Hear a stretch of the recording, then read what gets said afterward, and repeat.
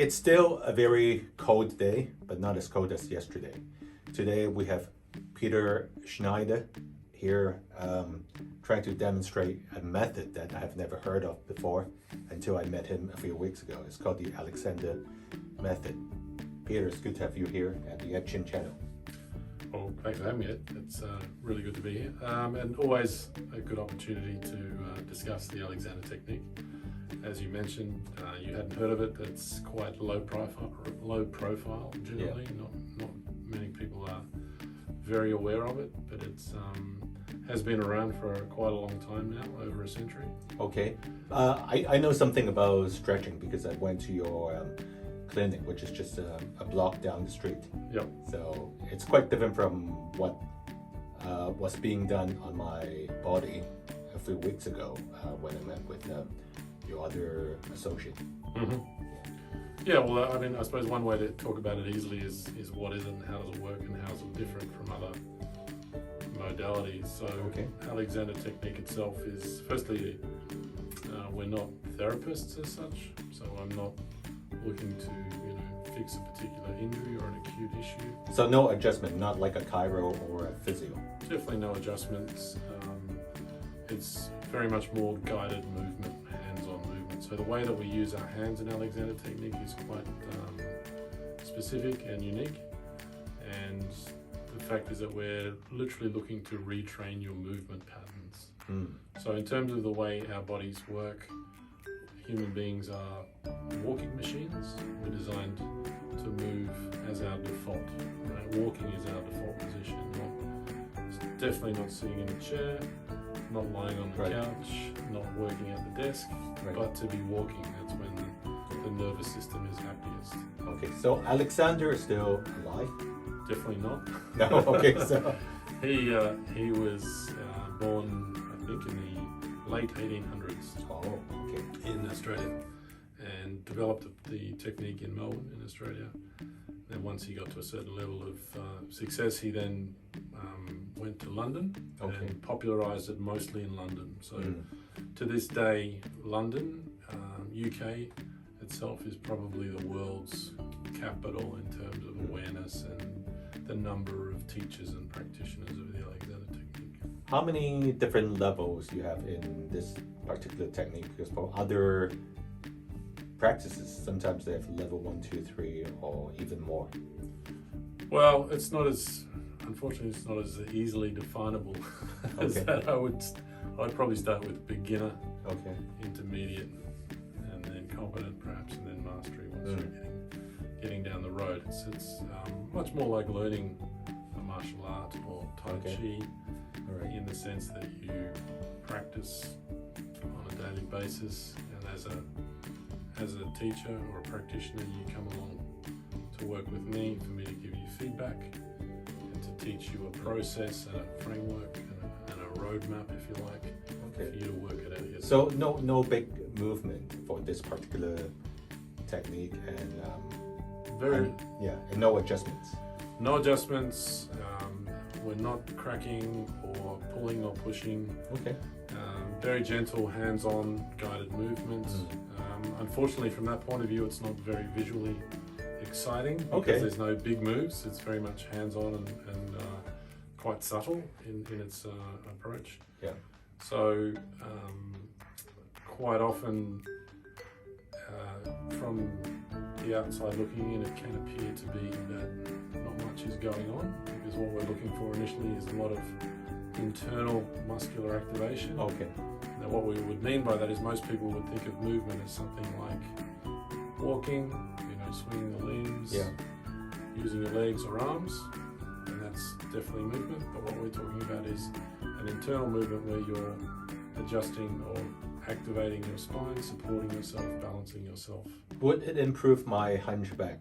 Now I take a look at some of the very successful entrepreneurs, for instance, like Li Ka-shing, back 20, 30 years ago, he was not as hunchback as now. He's in his 90s. Yes. But obviously now it's a little bit different. That's probably a great example in terms of mentioning the age of someone. So quite often what we presume to be an aging problem is not so much the fact that someone's 90 years old, it's just that with postural change and shift, it's incremental, small and gradual.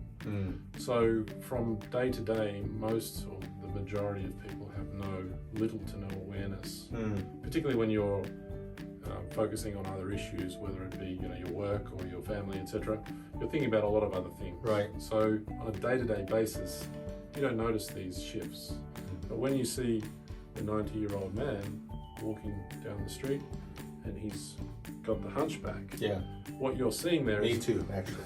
Not 90 yet. Not 90, but what you're seeing there is 50 years of incremental shift. And so when it's not the fact that when he turned 90, someone didn't press a button and he assumed the position, so to speak. It's a gradual slide towards that state. And in terms of the way we move, human beings have evolved in this gravitational field. So gravity is our friend, if you know how to make use of it, right? But if you're unaware of how that's working, then gravity will take you where you want to go as well. Okay, so this is a very slow adjustment in the sense that you have to recognize what's the weakness, the weak spot, so to speak, right? And then you do it subconsciously almost. Exactly. So when you're talking about a weak spot, for instance, we would talk about we would talk about it in terms of habits. Okay. Movement habits, movement patterns, right? And so largely the way that we're designed for it to happen is that we have an autopilot, right? A subconscious movement pattern, right? And that's designed to keep us, largely on the straight and narrow, so to speak. Okay. The issue is, and this is what the thinking is, that our modern lifestyle, and you can draw various lines as to when that commenced, perhaps with industrialization and then increasing increments of, let's say, more manufacturing, and then maybe the Second World War, when people migrated to offices much more, increasingly sedentary. Then you could probably say that, when the computers started to be perhaps in the 80s, when people started to migrate to screen work. So it's this gradual, well, not so much gradual, but you've had this total shift from movement-based lifestyle to sedentary, right? I'm just going to ask, let's say if I want to improve, let's say just take hunchback as an example. After, let's say, 3 or 4 sessions, do I see a significant improvement? I would say yes, but there is a big hairy but involved in that, and that is that when you come along to see me for a session, we're going to work for probably an hour, perhaps an hour and a half on the initial assessment. But let's say we're saying call it 4 sessions. If in between the sessions you do your homework, and this is the key part of the process, is repetition. So whether you're doing Tai Chi or yoga or learning the piano or another martial art or any skill-based thing, you need to practice yourself. We all know that practice makes perfect, yes. Right? So it's a numbers game, it's a repetition thing. Okay. So when you're coming, this is where I differ in terms of, instead of me being a therapist, I'm a teacher, in that I'm giving you a set of tools for you to go and do your homework, essentially. Okay. Right? So eventually, hopefully I'm making myself redundant in that you become skilled enough to be able to self-monitor. Right. Can we demonstrate like a quick few minutes of, I don't know how you call it, minor movement? Absolutely. So what we would start with is something, you're probably a pretty typical office-based guy, have been at a screen for probably quite a few years. I tried to exercise more but never got the chance. So, But even if lots of people these days are what would be termed as active, most of us are still committed to a work day of some description. In front of a screen or in a seated position. So that's always a challenge. Okay. So now I'm sitting at a high chair. So how should we start? Well, we're always starting in the Alexander technique with what's happening with the balance of your head in relation to the rest of your spine. Okay. So your head and your spine make up the central nervous system. Okay. Yes. And they also make up the central supporting strut for the whole body. They all of your limbs, your ribs, everything emanates out from the spine. So we're talking about from head down Head to tail, literally. to tail. Yep. Okay, all the way down. All the way down to your tailbone. Yep. Right? From the top of your crown down Right. to the coccyx of the tailbone. And we're always looking for the integrity of that alignment. Okay. Should I think about elongation? Think about. Well, what I generally suggest is to start people to look for tightness, because what's happening is your head is quite heavy. Right? Everyone's head is quite heavy, Yes.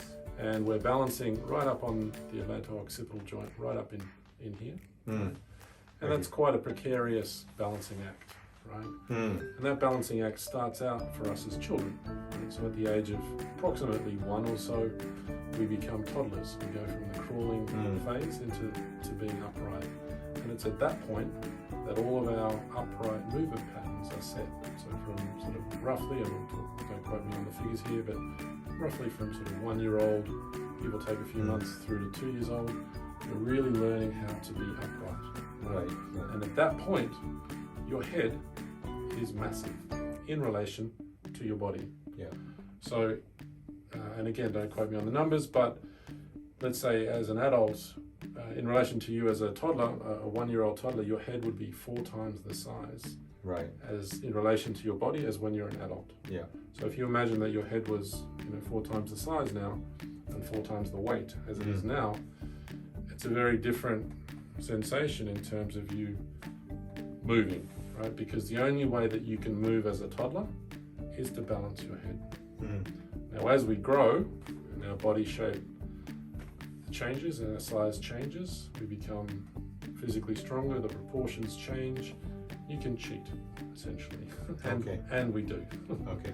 I know, like, if you go to a gym, sometimes you put a strap on your head to exercise your neck muscles. I don't know whether this is the right way to do it, because you mentioned the head, the skull is kind of heavy. Yes. 30-40 pounds. I don't know how much it weighs. Well, not quite so much, but yeah, 5-6 kilos, something like that. Right? Okay. Yeah. Yeah, so you see people working their neck muscles in the gym, and your necks, if you're playing I grew up playing rugby, having a strong neck is important for something like that. But your neck muscles are the most responsive to movement in the whole body, because their whole job of the neck muscles is to actually control the balance of the head. Right. So you may have you ever nodded off in front of the TV screen, or perhaps on a flight? Right, that moment where you momentarily fall asleep, lose consciousness, and your head drops forward. Yeah. Right? That moment is a great moment as in terms of a demonstration of how your head is weighted.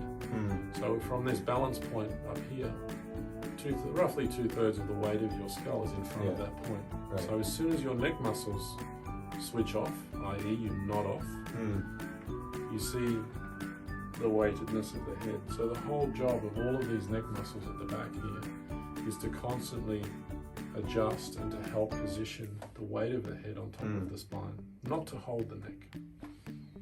So how should I think about this exercise? Because you're not doing like a drastic movement. So is it subconsciously, should I think about straightening myself while I look into the camera? You mentioned one of the first kind of misconceptions that people make when talking about posture is that we start talking about sitting up straight, being straight, standing up straight. And one of the things I like to disabuse my students, clients of initially is the fact that there are no straight lines in the body. Okay. So all of your bones are curved to some degree, right? So if you start to try and impose a linear kind of model on yourself, you actually compromise it because you make yourself stiff. And stiffness is the enemy of good alignment and good movement. Okay. So maybe I should be inside water. There is no, like gravity of sorts, right? Yeah, floating perhaps. You can use all sorts of imagery, and we do use all sorts of cues and imagery if they're helpful. And the use of language is also important. So, the way that you think of certain, and also in terms of the way you think about your body, whether, you know, what's your leg, what's your shoulder, what's your neck. I shouldn't be too consciously thinking about how I sit or whatever. Well, to begin with, what I would suggest is just to start to think of, you know, what is your actual full height, right? Okay. Can you be tall? And what does that mean? I think I shrank a little bit. I was like taller, 5'8" maybe. Right. Now probably up to 50 some odd years, 5'7.5", and it's going to be shrinking more and more. Yeah, and so that's a common thing. People tend to think, well, I'm getting older, so I'm just shrinking. But there's no actual reason that you have to shrink with age. And again, that gets back to the idea of use. How are you using your spine? Okay. So what tends to happen is over that time frame, you start to change and shift, and the balance of your head starts to come away from the center line, and you just start to compress the spine over time. And then as that happens, that becomes cemented in your habit and your pattern. Yeah. And then you start to, this is the shrinking process, right? Whereas if you're aware of being able to maintain the length of your spine, then you would maintain that pattern. Okay. Now, since YouTube watchers or these audience, they usually don't spend like 30 minutes watching one show. So let's try to be more precise in the next minute or two how we should still capture their attention before we call it off. This is lesson 1, so to speak. Sure. Lesson 1, start to be aware of what's happening with your neck muscles. So you can put your hands up on your own neck. Like this? Yep. So everything from the base of the skull, right? And you can, you know, poke around there, feel the base of the skull, right? Then come around all the way around to right between your ears. And if you stick your fingers in that notch there. Yes. Yep. Right. That in between your fingers there, right in the middle between the ears, is where the skull balances on top of the spine. Yeah. Okay. Should I go up and down like you? Yeah, just really have a sense of the movement possibilities at that point, because that's the first joint of the body in terms of movement, right? Yeah. This is the balance center of the body, because you've got 2 sets of your balance organs right there. Yeah. The inner ears, everybody knows about the balance organs in the inner ears. You know, seasickness, motion sickness, that sort of thing, it all happens up here. Okay. Right, so we want to tune into what's going on with your neck muscles. Are they tight or not, right? And can they be softer, right? So if you've got your hands on your neck, just do an experiment. Say, well, if you feel that they're soft, that's great. If you think that they're tight, that's good too. Okay. And then just to say, well, where is my head balanced on top of my spine? And is it forward? So if you keep your hands there, and just shift your head forward of center. Just bring the chin out. Stick your chin out. Stick the chin out. Stick the chin out, and see what happens under your hands. And then bring the chin are back. my palms kind of consciously pushing? No, you're just feeling the muscle tone of your neck. Just noticing what's going on in the neck. The chin out, yeah. Yeah, as you stick your chin out, and then as you bring it back, what's going on with the muscle tone in the neck there? Do you notice anything at all? And really exaggerate it if you're not. So just really stick the chin right out, and then bring it back. Do you notice any change in your neck muscles? Hard to tell. Hard to tell. So this is where I would come in. So this is my part of the feedback, is to say, okay, if I'm going to place my hand here, I can say, well, actually, yeah, you've got a bit of tension there, and we want to rebalance the head on top of the spine, just like that. So how does that feel there? We've got a bit of length there already. Yeah, pulling it up. Yeah. Well, I'm actually not pulling it up. I'm looking at just balancing the skull on top.